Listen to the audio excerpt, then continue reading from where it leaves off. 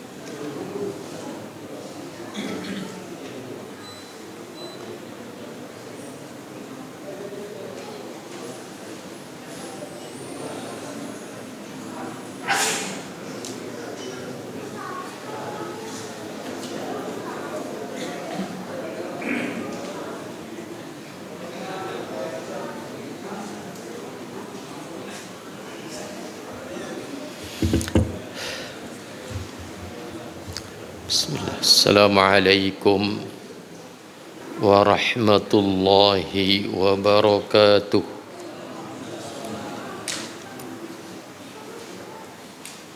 Innal hamdalillah nahmaduhu wa nasta'inuhu wa nastaghfiruh wa na'udzu billahi min syururi anfusina wa min sayyiati a'malina may yahdihillahu fala mudilla lahu wa may yudlil fala hadiya lahu. Ashhadu an la ilaha illallah wahdahu la syarika lah wa ashhadu anna Muhammadan abduhu wa rasuluh. Allahumma salli wa sallim ala Muhammadin wa ala alihi wa ashabihi wa man tabi'ahum bi ihsanin ila yaumiddin. Amma ba'du, fa inna asdaqal hadith kitabullah wa khairal hadyi hadyu Muhammadin sallallahu alaihi wasallam wa syarrul umuri muhdatsatuha wa kullu muhdatsatin bid'ah wa kullu bid'atin dhalalah wa kullu dhalalatin finnar. Saudara-saudaraku, para bapak, para ibu, hadirin hadirat, ikhwatal iman yang saya muliakan, a'azzani Allah wa iyyakum. Alhamdulillah, kita panjatkan puji syukur kehadirat Allah Subhanahu wa ta'ala atas segala nikmat yang telah Allah karuniakan kepada kita semua. Selanjutnya, salawat dan salam kita mohonkan kepada Allah Subhanahu wa ta'ala agar senantiasa dilimpahkan dan dicurahkan kepada junjungan kita Rasulullah Nabi Muhammad sallallahu alaihi wasallam beserta keluarga beliau, para sahabat beliau, dan orang-orang yang mengikuti mereka dengan baik sampai hari kiamat nanti. Saudaraku, para bapak, para ibu, ikhwatal iman, hadani Allah wa iyyakum. Kita kembali bersama Mukhtasar Jami'il Ulumi wal Hikami karya Al-Imam Ibn Rajab Al-Hambali rahimahullah. Dan bagi antum yang pegang kitab, kita sekarang masih berada di halaman 65. Fadlu kadhimil ghaidhi, keutamaan menahan amarah.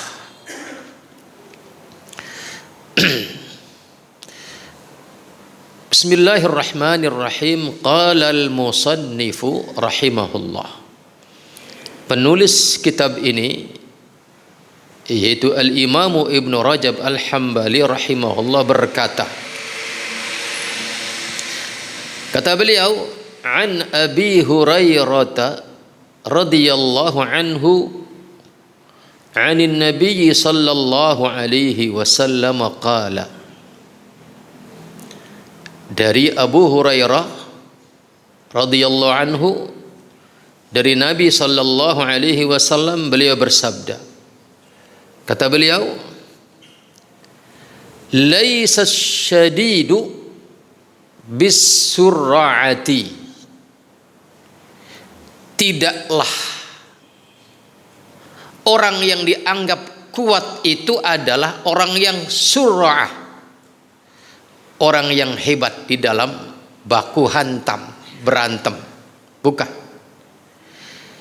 Innama syadidu, sesungguhnya hanyalah orang yang dianggap kuat itu adalah alladzi yamliku nafsahu, yaitu orang yang bisa mengendalikan nafsunya indal ghadabi, tatkala marah.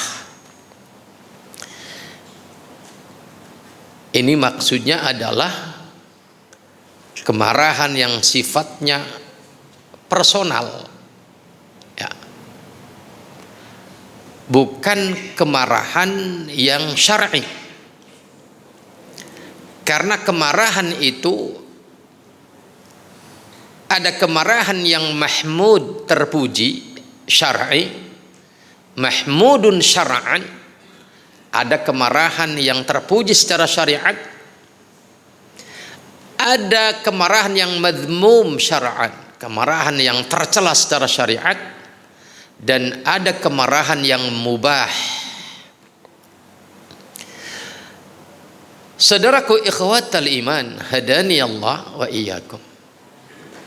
Kemarahan yang terpuji secara syariat adalah kemarahan kita ketika kita melihat syariat yang mulia ini dilecehkan.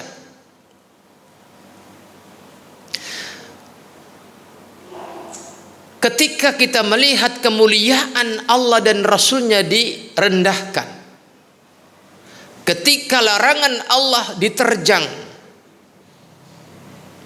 maka kemudian kita marah. Ini marah yang syar'i. Aplikasinya adalah tentunya dengan amar ma'ruf dan nahi mungkar. Itulah aplikasi kemarahan yang syar'i yang terpuji secara syariat.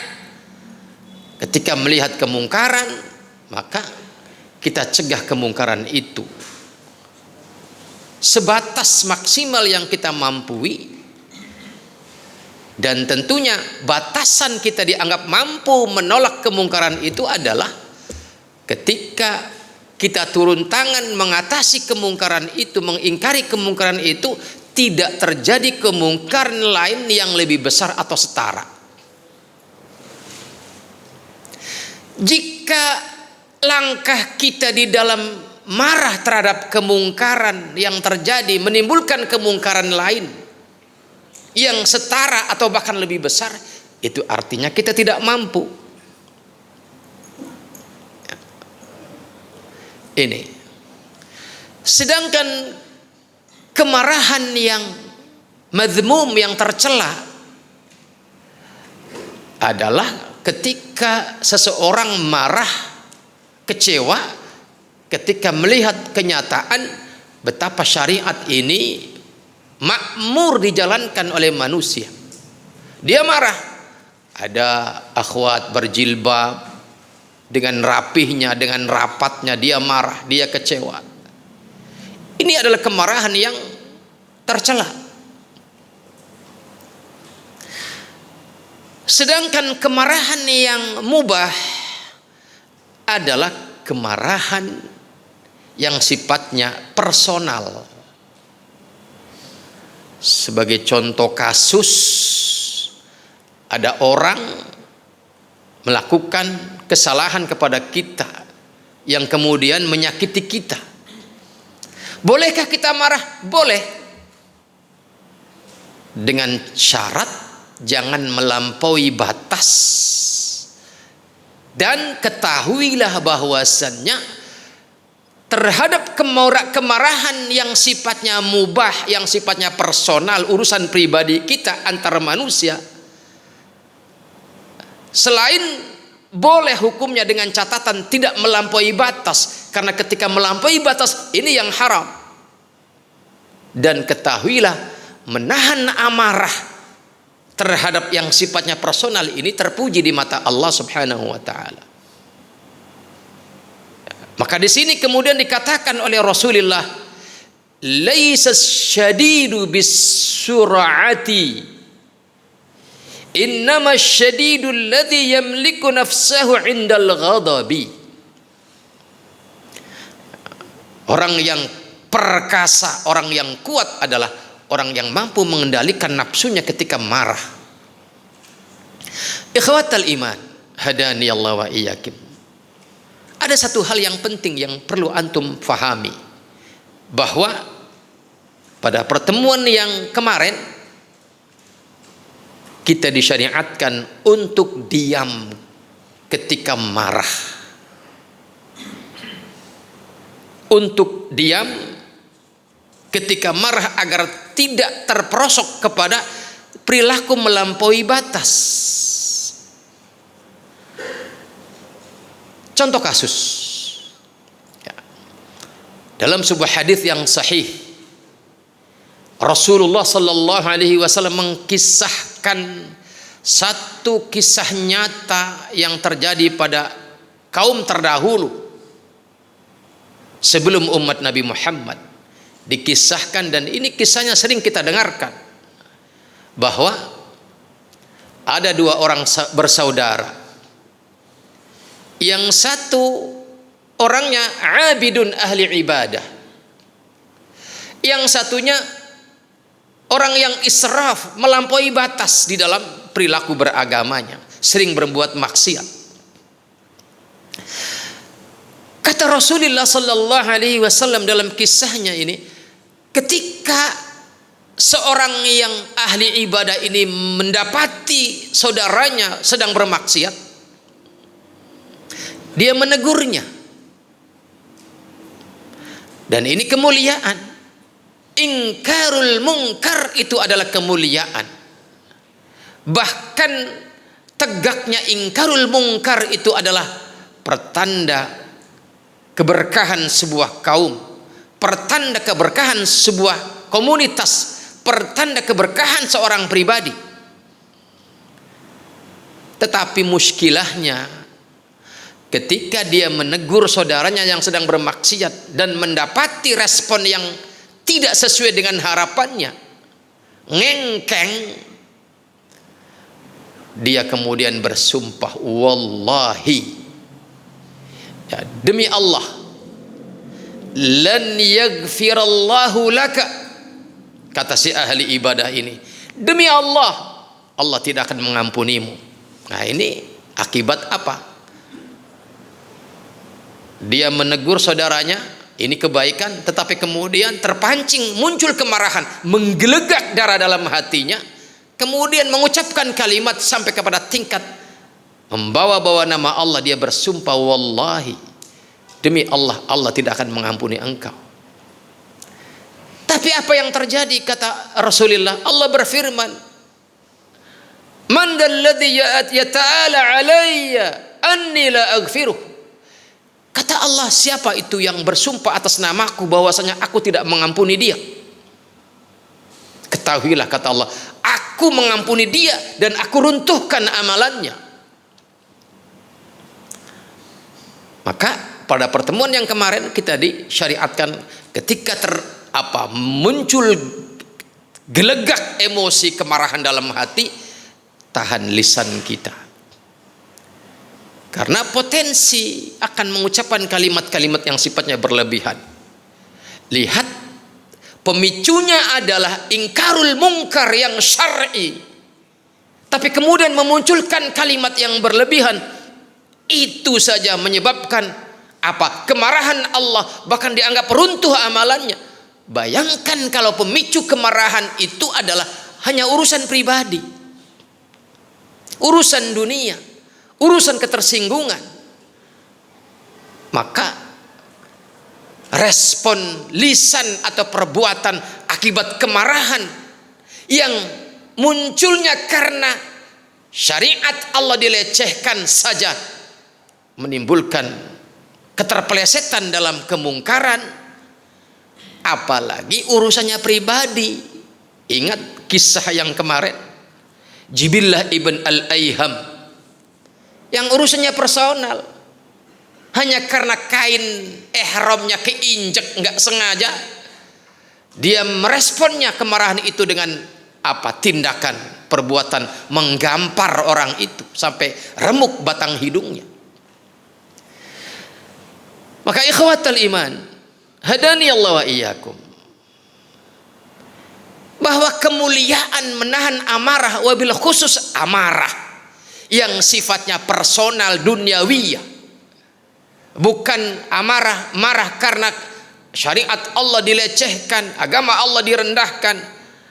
Maka menahan amarah yang pemicu kemarahan itu hanya bersifat duniawiyah, personal, maka menahan amarah itu mulia. Ya. Maka wa'an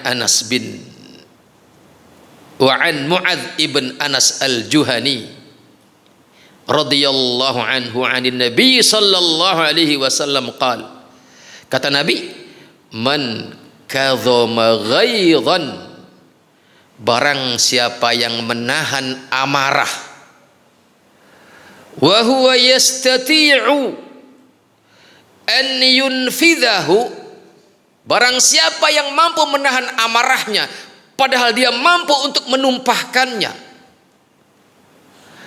da'ahu Allahu yaumal qiyamati, Allah akan memanggilnya kelak di hari kiamat, ala ru'usil khalaiqi, di hadapan seluruh makhluknya, hatta yukhayyirahu, sampai kemudian Allah mempersilahkan orang itu untuk memilih, fi ayyil hur sya'a, bidadari yang mana yang dia inginkan. Artinya balasannya surga. Orang yang mampu meredam emosinya, mampu meredam gelegak amarahnya, padahal dia mampu menumpahkannya, maka balasannya adalah surga dan bidadari-bidadari yang Allah persiapkan.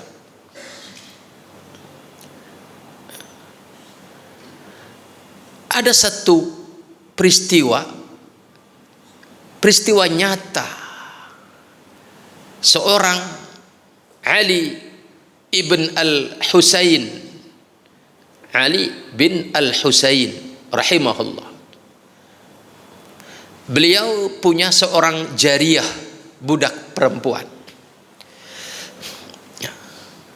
ketika sang majikan yang bernama Ali bin Al-Husain rahimahullah akan melaksanakan sholat, maka sang jariyah, budak perempuan ini, sebagaimana tugasnya salah satunya adalah mempersiapkan air untuk berwudu dengan membawa semacam baskom. Qadarullah, jariyah ini, budak perempuan ini mengalami insiden sampai kemudian baskom itu terlempar mengenai kepala majikannya, sehingga kepalanya ini mengalami semacam memar dan airnya membasahi tubuhnya. Kalau bertanya, bolehkah sang majikan marah kepada budaknya? Boleh. Ya. Boleh marah. Tetapi kemudian sang jariyah ini membacakan firman Allah Subhanahu wa ta'ala, wal kadhiminal ghaidha. Sang jariyah membacakan pujian Allah kepada orang yang menahan amarahnya. Maka kata Al-Imam Ali ibn Al-Husain, kadhimtu ghaidhi. Oke, saya tahan amarah saya nggak marah sama kamu. Kemudian sang jariyah ini melanjutkan firman Allah, membacakan ayat Allah, wal afina 'anil nas. Dan Allah juga memuji orang-orang yang memberi maaf kepada orang lain yang memicu kemarahan. Maka sang majikan yang bernama Al-Imam Ali bin Al-Husain kembali merespon dengan berkata, saya memaafkan engkau karena Allah. Ya. Kemudian sang jariyah ini melanjutkan bacaan ayatnya, wallahu yuhibbul muhsinin. Dan Allah mencintai orang yang berbuat baik. Maka apa kata sang majikan? Ya sudah, kamu pergi, silahkan, kamu merdeka, bukan hambaku lagi, bukan budakku lagi. Inilah para salaf yang salih. Ketika sebenarnya dia mampu menumpahkan amarahnya kepada sang budaknya, ya, apalagi budak adalah milik yang boleh diperjualbelikan. Dan ada insiden yang bisa mengundang kemarahan. Tapi kemudian mereka ketika diingatkan dengan ayat wal kadhiminal ghaidha wal 'afina 'anil nas, mereka pun menahan amarahnya.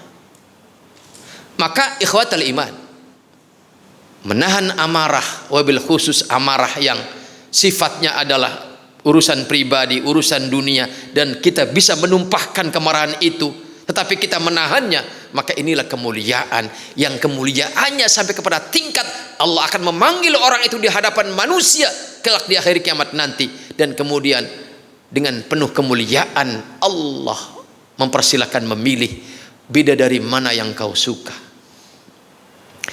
Saudaraku, ikhwatal iman, hadani Allah wa iyyakum. Qala Umar ibn Abdul Aziz rahimahullah. Umar bin Abdul Aziz berkata, kata beliau, qad aflaha, sungguh telah beruntung, man usima, barang siapa yang dijaga, minal hawa, dari hawa nafsunya, wal ghadabi, dan dari kemarahan, wat tama'i, dan toma'. Toma' itu ambisi, ya, pengenan banget, itu namanya toma'. Kata beliau, sungguh telah beruntung orang yang terjaga dari hawa nafsunya. Sungguh beruntung orang yang terjaga dari kemarahannya. Dan sungguh beruntung orang yang terjaga dari toma'. Saudaraku ikhwatal iman, hadani Allah wa iyyakum. Tiga hal ini, hawa nafsu, ghadab, marah, Tama adalah tempatnya di dalam hati dan saling menyebabkan. Tidaklah orang punya sifat tama kecuali pasti dia adalah orang yang memperturutkan hawa nafsunya, dan tidaklah orang yang memperturutkan hawa nafsunya kecuali dia adalah orang yang mudah memperturutkan, menumpahkan kemarahannya yang sifatnya hanyalah kemarahan yang personal. Maka ikhwatal iman, hadaniyallah wa iyyakum, kalau kita ingin selamat, maka membangkanglah kita kepada bisikan hawa nafsu kita. Kalau kita ingin selamat dan terpuji di mata Allah, maka la taghdab, jangan kau tumpahkan kemarahanmu. Dan kalau kita ingin selamat, jangan menjadi orang yang tama. Ikhwatal iman, hadani Allah wa iyyakum. Hawa nafsu itu adalah kendaraan empuk bagi syaitan untuk melindas kita sehancur-hancurnya. Dan kemarahan yang diperturutkan, sebagaimana pertemuan kemarin sudah dikatakan, dia akan melahirkan bahkan sampai kepada tingkat kekafiran, terperosok kepada kekafiran, seperti yang menimpa Jibillah ibn al-Ayham. Dan tama itu juga demikian, akan merusak agama. Hawa nafsu yang diperturutkan akan merusak agama kita. Kemarahan yang diperturutkan akan merusak agama kita. Tama yang dibiarkan, yang diperturutkan akan merusak agama kita. Bahkan ikhwatal iman, hadani Allah wa iyyakum, tama itu daya rusaknya luar biasa. Daya rusaknya terhadap agama seseorang itu luar biasa. Dalam sebuah hadis yang sahih, Nabi bersabda, "Madzibani ja'i'ani ursila fi ghanamin bi afsada laha min hirsil mar'i 'ala al-mali wa syarafi li dinihi."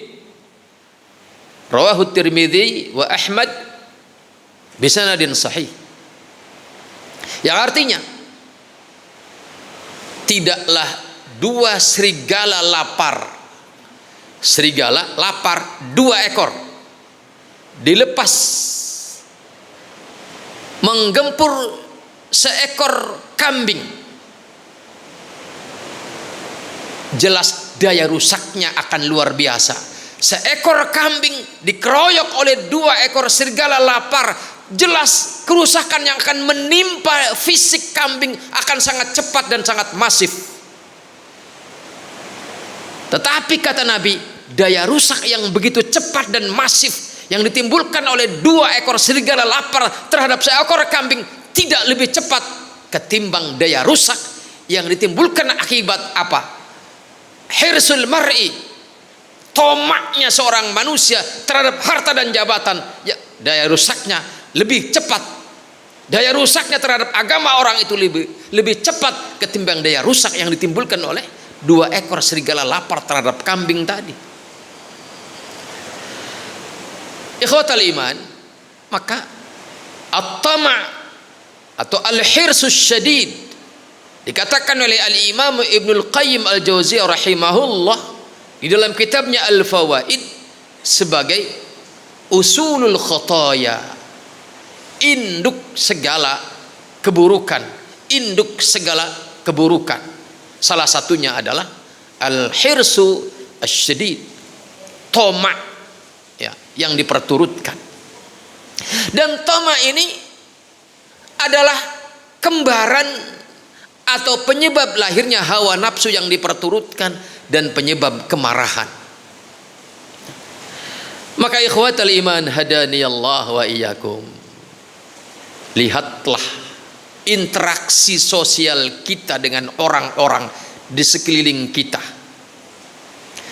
Apakah itu dengan karyawan kita? Apakah itu dengan anak-anak kita, istri kita, suami kita? Jika engkau seorang perempuan punya suami yang terkadang di dalam berinteraksi mengundang kemarahan, maka lihat-lihat kemarahannya. Pemicunya apa? Kalau hanya urusan dunia dan hanya urusan personal, maka maafkanlah. Jikapun harus ditegur, maka tegurlah seefektif mungkin. Jangan sampai kemudian memperosokkan diri kita kepada keburukan yang lebih buruk.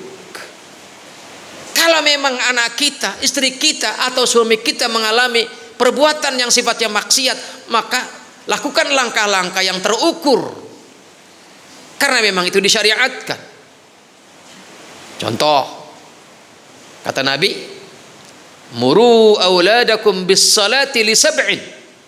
Perintahkan kepada anakmu untuk sholat karena telah berusia 7 tahun. Maka mulailah kita mendisiplinkan anak-anak kita untuk sholat di saat anak kita sudah beranjak usia 7 tahun. Dan ini isyarat agar juga didisiplinkan dalam perkara yang lain, bukan hanya masalah sholat. Adapun hadis ini berbicara tentang sholat, karena sholat adalah tiang agama, induk segala kebaikan, barometer kebaikan yang lain setelah tauhid adalah sholat. Kebaikan itu tetap dalam kebaikan setelah tegak di atas tauhid, maka orang itu harus istiqamah di dalam sholat. Jadi kita bisa mengatakan sholat itu adalah indikator sebagai pondasi kedua. Sebuah kebaikan yang lain itu tetap dianggap baik oleh Allah. Maka dalam hadis yang diriwayatkan oleh Al-Imam Al-Hakim rahimahullah, Nabi bersabda bahwasannya awwalu ma yuhasabu bihi al-'abdu yaumal qiyamah as-salah. Idza saluhat salaha sa'iru 'amalihi wa idza fasadat fasada sa'iru 'amalihi. Bahwasanya kelak di hari kiamat yang pertama dihisab atas seorang hamba adalah salatnya. Jika salatnya benar, maka kebenaran yang lain, kesalehan yang lain akan dianggap sebagai kesalehan. Tetapi wa idza fasadat, apabila rusak salatnya, maka kesalehan yang lain yang nampaknya sebagai amalan saleh dianggap rusak oleh Allah Subhanahu wa taala. Maka berdasarkan hadis ini kita bisa mengatakan bahwa pondasi kedua setelah tauhid adalah apa? Salatnya. Karena salat itu kali iman. Karena salat itu adalah persis seperti iman. Dia menjadi pondasi yang lain bagi amalan-amalan yang lain. Kemudian anak-anak kita, istri-istri kita, atau suami engkau wahai para ibu, lalai terhadap salat, maka tegurlah yang terukur. Kata Nabi, muru auladakum bis salah li sab'in. Perintahkan kepada anakmu untuk salat karena telah berusia 7 tahun. Maka disiplinkan anak-anak kita dalam perkara salat di usia 7 tahun ini. Dan termasuk dalam hal-hal yang lain yang syar'i, kita perintahkan anak-anak kita untuk istiqamah di atasnya. Dan kemudian kata Nabi, wadribuhu li 'ashrin, dan pukullah kalau membangkang, pukullah kalau udah usia 10 tahun. Pukulan yang mendidik, bukan pukulan yang membinasakan. Karena sesungguhnya sanksi-sanksi itu adalah bukan tujuan.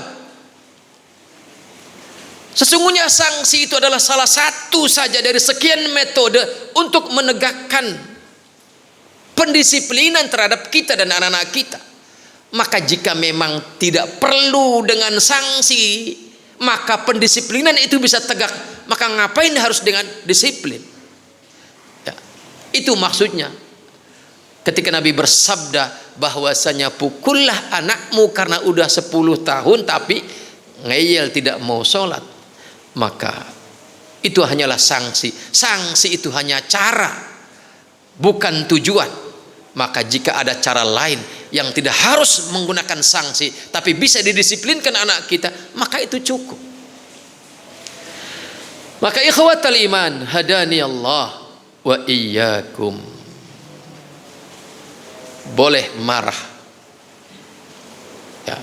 Bahkan dalam urusan kemungkaran, syariat Allah dilecehkan, kita wajib marah. Kemudian terhadap hal-hal yang sifatnya personal, boleh tidak kita marah? Boleh. Seperti contoh tadi Al-Imam Ali ibn Al-Husain rahimahullah, ketika dia bisa menumpahkan kemarahan kepada budaknya, tapi dia tidak lakukan, maka ini adalah memberi maaf, adalah kemuliaan.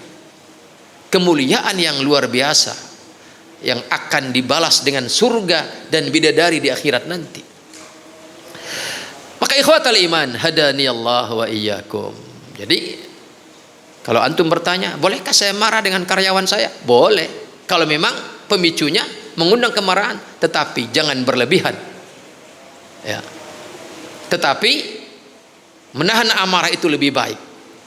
Kalau kemudian dengan tidak dimarahin, tidak kita tumpahkan kemarahan kita, dia tidak pernah berubah, maka itu ada cara lain untuk mengingatkannya. Yang penting hati-hatilah, jangan sampai kita berlebihan. Karena ketika kita berlebihan, inilah yang akan diperhitungkan di hadapan Allah Subhanahu wa taala, menjadi kezaliman yang kita lakukan, kezaliman yang ditimpakan kepada kita. Al-wajibu 'alal mu'min, yang wajib atas seorang mukmin adalah an yakuna ghadabuhu, hendaknya kemarahannya itu adalah daf'an, dalam rangka menolak, membentengi diri, lil adza fid din lahu aw li ghairihi. Ini kemarahan yang wajib adalah ketika kita dalam rangka membentengi diri kita, jangan sampai kita mengalami kerusakan agama kita akibat perilaku orang lain. Mana contohnya perilaku orang lain yang menyebabkan rusaknya agama kita?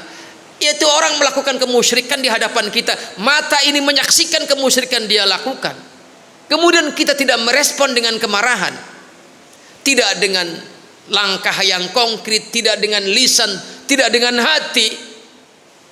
Ya. Dan tanda kemarahan dengan hati itu adalah kita tidak mau membersamai orang itu, tidak mau satu majelis dengan orang itu, kita tinggalkan dia. Maka barang siapa yang tidak marah, tidak dengan langkah, tidak dengan lisan, tidak dengan hati, maka apa yang dia pertahankan dari iman? Artinya rusak agama orang itu. Maka kemarahan yang wajib kita tumpahkan, apakah dengan langkah, apakah dengan lisan, apakah dengan hati, yaitu dengan cara meninggalkan orang itu, tidak menyapanya, tidak membersamainya. Maka itulah yang wajib, kemarahan yang wajib. Wantiqaman mimman asallaha wa rasulah, dan dalam rangka apa? Kemarahan kepada orang yang bermaksiat kepada Allah dan Rasulnya. Wa hadhihi kanat halun Nabi sallallahu alaihi wasallam. Inilah keadaan Nabi kita yang mulia. Nabi kita yang mulia, marahnya itu adalah dalam rangka ini. Fa innahu kana la yantaqimu li nafsihi. Beliau itu tidak pernah marah atas urusan pribadinya. Walakin idzan tuhikat hurumatullah, akan tetapi ketika agama Allah, kemuliaan Allah dilecehkan, lam yakum li ghadabihi syai'un wa lam yadrib biyadihi khadiman wa lam ra'atan illa an yujahida fi sabilillah. Tapi kalau kemuliaan Allah dilecehkan, maka baru beliau marah. Bahkan di sini dikatakan tidak ada satupun yang mengundang kemarahan Nabi. Tidak ada satupun yang mengundang kemarahan Nabi. Tidak ada satupun yang bisa menggerakkan tangan Rasul untuk memukul pembantunya, memukul karyawannya, memukul istrinya. Tidak ada. Illa an yujahida fi sabilillah, kecuali tangan itu baru diayunkan untuk menghantam musuh ketika di dalam perang sabil. Yujahida fi sabilillah, berjihad di jalan Allah Subhanahu wa taala. Wa khadamuhu, lihat pembantunya yang bernama Anas radhiyallahu anhu. Khadamahu Anasu 10 sinin. Pembantunya yang bernama Anas menjadi pembantu Rasul selama 10 tahun.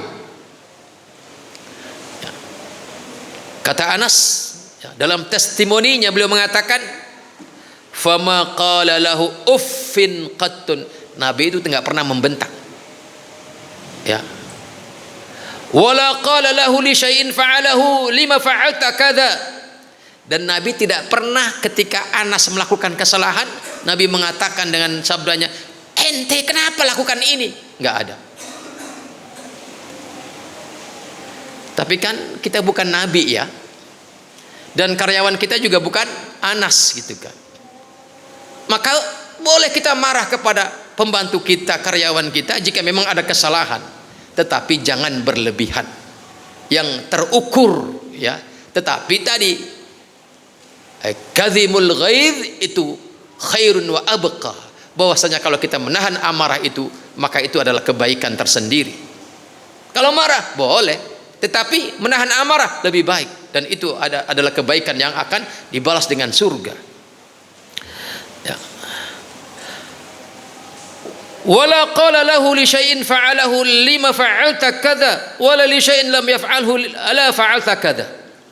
Nabi itu tidak pernah ketika pembantunya yang bernama Anas melakukan satu tindakan yang salah, kemudian Nabi mengatakan, kenapa yang dilakukan ini? Tidak pernah. Sebaliknya ketika mestinya Anas ini melakukan sesuatu tapi dia tidak lakukan, Nabi tidak pernah mengatakan ala fa'alta kadza, mestinya kamu lakukan ini. Nabi tidak pernah menegur dengan cara-cara yang seperti itu. Maka artinya ikhwatal iman, hadaniyallah wa iyyakum. Dari uraian ini maka kita harus pandai memilah mana kemarahan yang terpuji secara syar'i, yaitu kemarahan dalam rangka ingkarul mungkar, ya, menolak kemungkaran. Maka ini adalah kemarahan yang terpuji. Bahkan kelak nanti orang yang cinta dan benci karena Allah, marah karena Allah, maka ada satu kedudukan yang membuat ghibtah para nabi, padahal mereka bukan para syuhada, mereka bukan orang yang gugur di medan perang, tetapi semata karena dia adalah orang yang marah di jalan Allah, maka ada kedudukan yang mulia yang mengundang para nabi dan para rasul menginginkan kedudukan itu. Dan ternyata orang yang mendapatkan kemuliaan itu adalah orang yang mendapat menumpahkan kemarahannya di jalan Allah, marah karena Allah. Yang kedua adalah marah yang haram, yaitu ketika melihat kebaikan marah.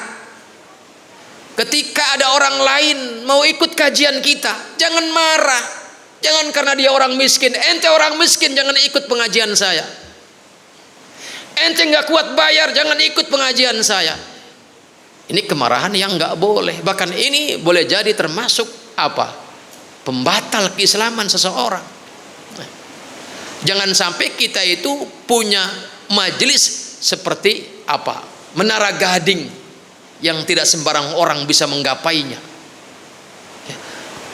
Islam itu adalah untuk semua level masyarakat. Ya, maka jangan sampai kemudian kita mengkotak-kotakkan sampai kepada tingkat majelis ini bagaikan menara gading yang tidak boleh dijangkau oleh sembarang orang. Jangan sampai itu terjadi. Ya. Apalagi sampai mengatakan ente orang miskin nggak boleh ikut kajian ini. Ini adalah kemarahan yang haram. Ya. Dan yang ketiga adalah kemarahan yang mubah, yaitu yang sifatnya adalah urusan pribadi, urusan antara interaksi sosial antara orang dengan orang yang urusannya sifatnya adalah sosial duniawiyah, maka boleh selama itu tidak berlebihan, tetapi kita menahan amarah itu lebih baik daripada menumpahkannya. Wallahu a'lam bishawab. Sampai di sini insyaallah akan kita lanjutkan pada pertemuan yang akan datang. Subhanakallahumma bihamdika Asyhadu an la ilaha illa anta astaghfiruka wa atubu ilaik. Assalamualaikum warahmatullahi wabarakatuh.